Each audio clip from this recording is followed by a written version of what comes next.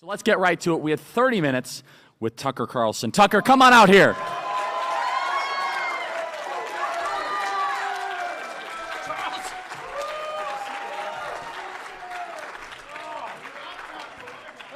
So Tucker, welcome. Well, it's nice to see you, Charlie.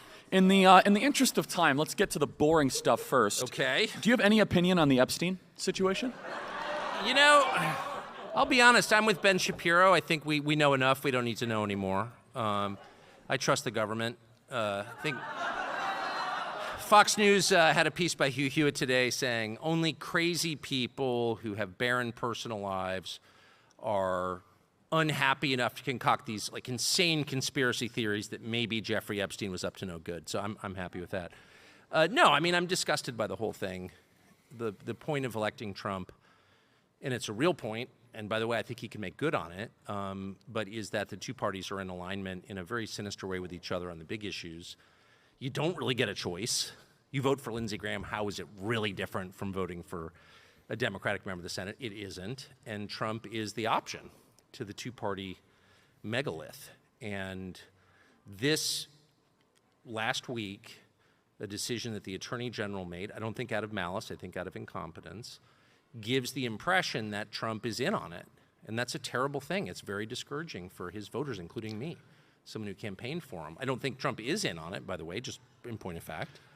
I think this is a decision that Pam Bondi made, but I think they need to fix it right away. So here in the audience, raise your hand if this matters a lot to you. Raise your hand. So Tucker, for those on podcasting, some people are raising like 2 hands. I'm with you, baby.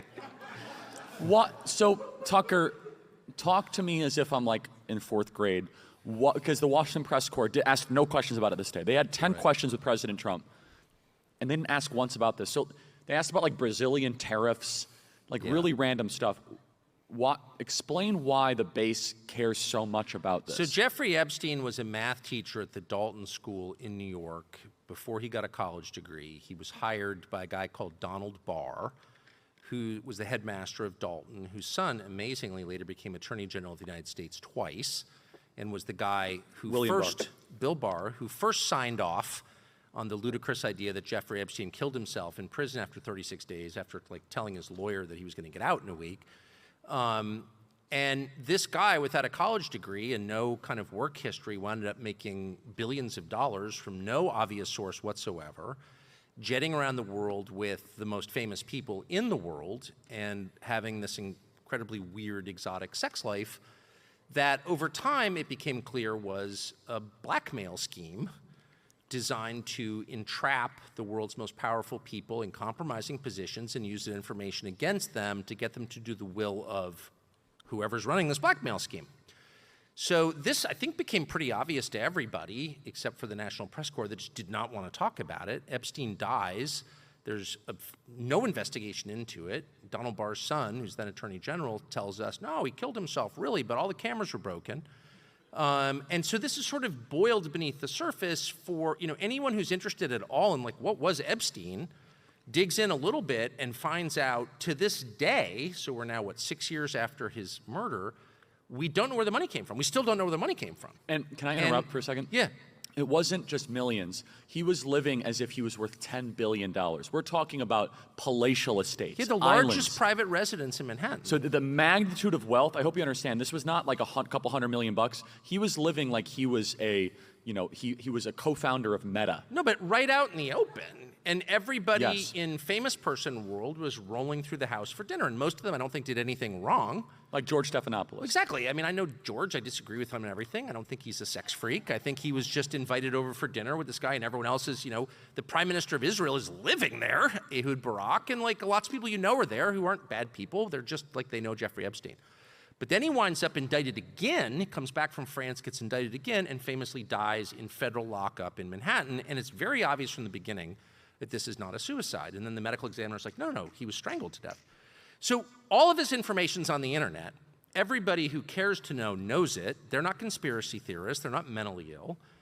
And Pam Bondi knows it, and she's talked about it a lot. And she goes on Fox, and she's like, actually, it's all true. And we've got thousands of videos of underage girls being abused. And I have the client list on my desk, and I'm going to release all of this. And then 4 days ago, she comes out with an official statement from the Department of Justice saying, actually, no, he did kill himself. We know that for a fact.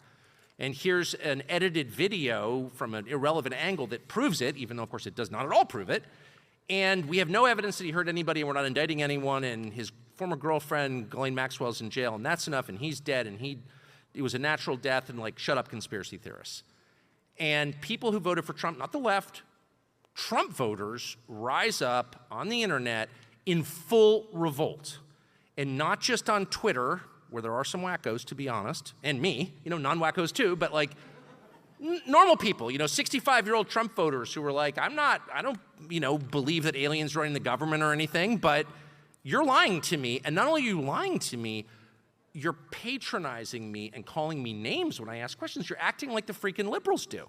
When they don't want to answer a question, they just call you a racist and move on. Like, no, I voted for you because I wanted you to respect me as a citizen and pay me the compliment of treating me like an adult, and you're not.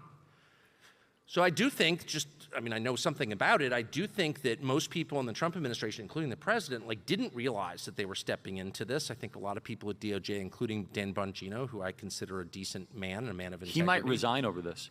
He's threatening to right now. I think they kind of got blindsided by this. I think it was, I don't think I know, it was Pam Bondi who issued this statement, and I don't think Pam Bondi's a bad person. I don't think she's covering up for Jeffrey Epstein. Here's what I know to be true, since you asked. They don't have any information on Jeffrey Epstein's sex crimes, actually. And they never have had any. Because in 2007, under the Bush administration, when he was indicted and the search warrant was issued, if you read the search warrant, which I think is online and you can read it, it's written in such a way not to reveal information about Jeffrey Epstein, but to hide it, to protect Jeffrey Epstein.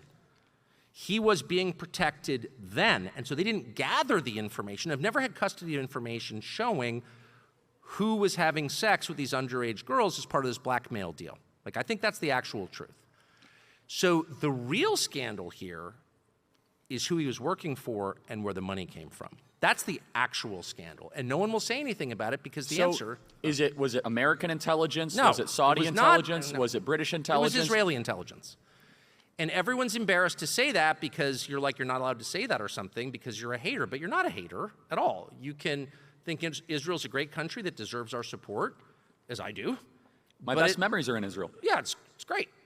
I've taken my family on vacation there. But it's still a foreign country, and it's a fair question to ask, were you running a blackmail scheme in our country? And I think the answer is yes. So they were asked, and they're like, we're not going to tell you. And it's like, well, so why are we sending you all this money every year if you won't answer a simple question? If you're actually running a criminal enterprise in our country, which it seems like they were, then you should answer the question, and no American citizen should be embarrassed to ask that. It doesn't make you a hater or a wacko. If the former Israeli prime minister is living at his house, what was that? And if his girlfriend and co-conspirator is the daughter of a Mossad agent, which she was, why is it crazy to ask that question? It's not crazy. Actually, it's very obvious. And no one should be embarrassed to ask that. No one should be made to feel like a hater for asking that. Asking a question about a foreign country does not make you a bigot at all. And in fact, the effect of not asking that question, the rest of us are all kind of embarrassed and like, oh, can you really say that? What that right there causes hatred and creepiness, and everyone feels like it has to be conducted in secret. When you're not allowed to be straightforward about something, the conversation and the thoughts tend to become diseased. The same is true of sex, by the way. I've talked about Patriot Mobile's commitment to faith, family, and freedom. Have you made the switch yet? Support your values with your cell phone without sacrificing quality or service.